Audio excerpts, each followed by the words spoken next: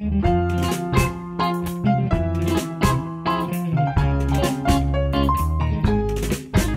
guys, I thought I'd start with a bit of a controversial topic, which is starting on a 600cc bike as your first bike. Before I start, there's Nelson's column right over there, and I don't know if it's still there, but I think it's gone, is the sticker that Baron von Crumble put for spicy, just to the left of the line, right at the front. But anyway, back to the 600cc thing. I'm not claiming to be a motorcyclist plenipotentiary speaking on behalf of all other riders, but I'm simply giving my account or my experience of what it was like to start on a 600cc as your first bike. So just a bit of background: I've never ridden in my life before I started learning how to ride. So the first time that I got onto a bike was when I started my CBT last summer, and I'd never ridden a scooter or any kind of small 50cc bike either. So it was purely me starting to ride first time when I got to the motorcycle school. Now here we go, we can look at one of my favorite buildings over here, which is Admiralty Arch, and this is the Mall going all the way down to Buckingham Palace at the end. There's a nose on Admiralty Arch, like it's somewhere on the wall, and it's like a thing that the cavalry soldiers, that when they go past it on their horses, that you rub it for good luck or something. So yeah, I only started riding last summer, and because I was just over the limit to start the DAS, in the UK it's called direct access, and if you're in, I think it's over 24, you can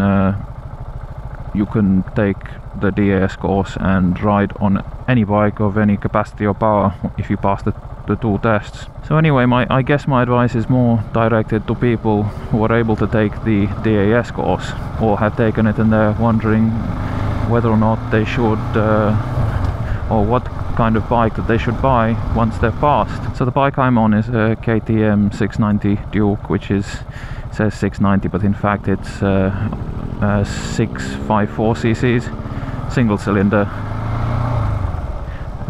so it doesn't have the same top end power as 4-cylinder 600cc bikes, but it's really torquey. Oh, there's some horse shit. So anyway, the reason why I decided to go for this bike was because it was a sort of a happy medium between going for a super sport and a smaller capacity bike like a 4 or a 500cc bike. Of course I don't get that top end power, but it's just in London and the southeast of England you're rarely going to be using it unless you're doing track days. Now here we go, conveniently we have come to the Palace of Westminster, and this is now called the Elizabeth Tower, I think, rather than can't remember what tower it was called before, but Big Ben just refers to the bell, not the whole tower. Yes, the bell. Oh, what's that? I don't know. Oh, it's a Ducati. Sweet sound. And in one of those towers over there, I can't remember if it's the black one or the one over there on the right, but they keep all the Acts of Parliament and all the papers inside there, like going back 500 years or so, whenever Parliament started, so you can look at all the laws of England. But anyway, I digress. And also from a financial perspective, the KTM was good because of the replaceability of parts, and you can easily do a lot of the work yourself because it's a single cylinder, so the complexity is taken down a fair bit. And I'd just also like to learn how to maintain my own bike as well, because I think it's a really important thing to learn. And then of course if I drop the bike, because a lot of the parts are plastic, the cost of replacing them is much cheaper than trying to deal with scuffs on metal. Then also there's your height and weight as well. You want to make sure that you're comfortable on it and that you're not going to get into situations while you're a novice rider that you may not be able to rescue your bike if you suddenly find yourself leaning over, losing balance.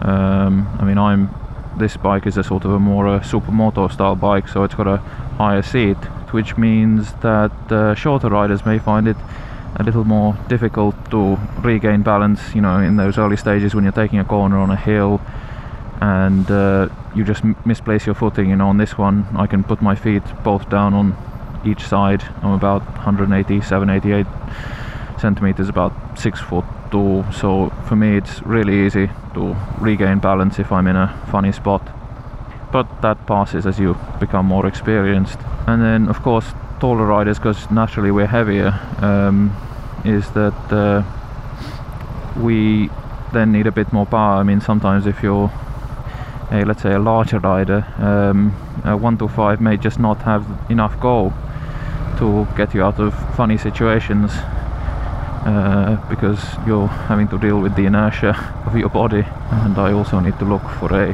petrol station now as well. The other thing to also consider is what you're actually going to be using your bike for. So I wasn't going to be using it initially for commuting, because luckily I can use my car. So essentially, after I passed my test, a lot of the practice and becoming more experienced as a rider would be on my own terms, as opposed to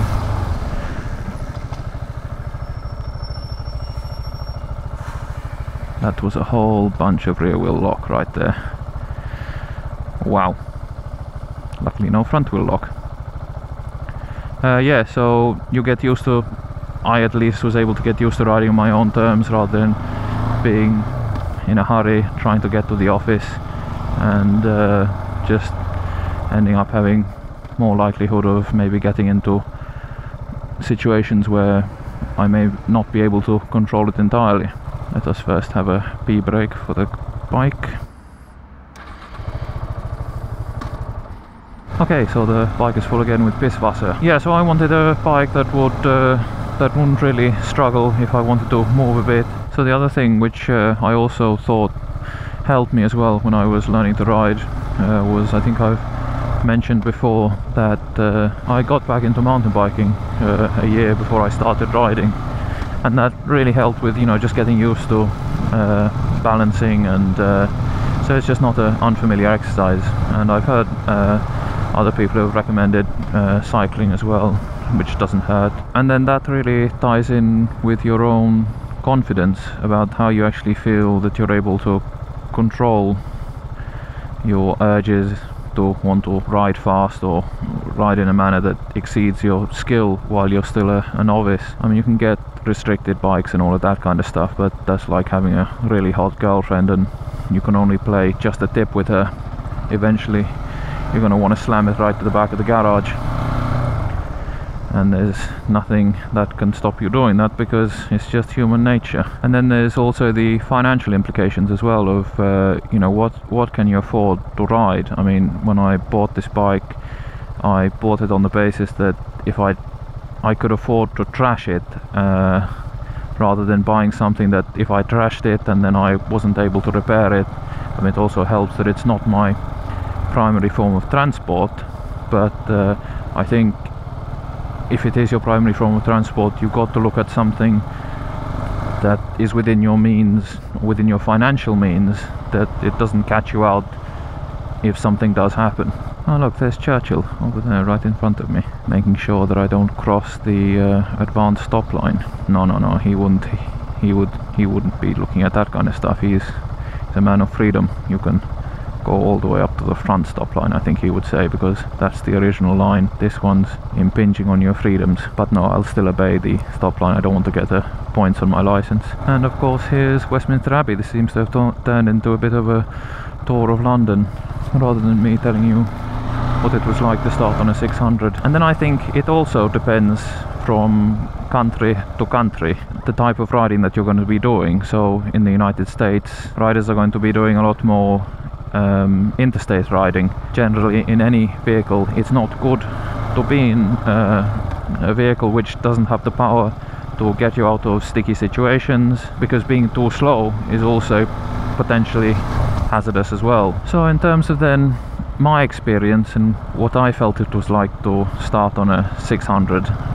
as my first bike, I mean, a lot of people out there will say that because it's a single cylinder, it's not a true 600 in the sense that it doesn't have the same top end power as a as a super sport. But still, I found it that by having 60-70 horsepower, what it had at the factory, I don't know how many horses have run out of the paddock since it's been riding around. Cars backed up to all hell. Oh, that looks like a Ferrari up there. Older Ferrari, actually. Oh god, this is getting really touristy now. We're outside Fortnum and Mason's, Jermyn Street. That's where you get all your shirts from. And then I think around the corner, a little zigzag, and we're outside St James's Palace, which, if I remember right, is actually the most senior of all the royal palaces. That's why when you're an ambassador to the United Kingdom, you're called an ambassador to the court of St James, being the royal court at St James's Palace. But as I said, this is just my experience of what it was like to start on a 600. I'm not saying either way that you have to start on it. I'm not saying you shouldn't start on it. I think it's very much a personal decision. It's a decision that you should make using as much information as you can get from either YouTube videos of people with experiences of what it's like to start on a 600, forums. I read loads of experiences from forums as well. There is no right or wrong answer to it. It's definitely it's an open-ended question where you must use your own reason, logic and instinct as well. I think instinct is important because your gut feeling can also tell you a lot of things that you know to be true. Oh, look at this, it's the blue cock. Ah, here we go, this is for the Canadians, eh? Sorry, I couldn't help myself. I think also as well, the bike that you choose, there's nothing wrong in wanting to choose a bike that you like, just the fact, you know, the way it looks, the way it sounds, because it's something that you're going to be riding every day, something that's going to be in your garage. And I think, you know, you should get that feeling every single time that you walk in, is that, wow, you know, just get up on the fact that you're on the bike, you know, it's like, wow, that's in my garage, you know, I can ride that whenever I want. And, you know, 6 months or so after owning this bike, I still get that feeling when I look at this bike. So I'm really happy with it. And also I'm perfectly happy to, you know, if there's something that you don't agree with, you know, put it in the comments. You know, it's better that new riders have all the best information that they can to get in order to make the right choice, because ultimately the goal is for everyone to become a safe rider.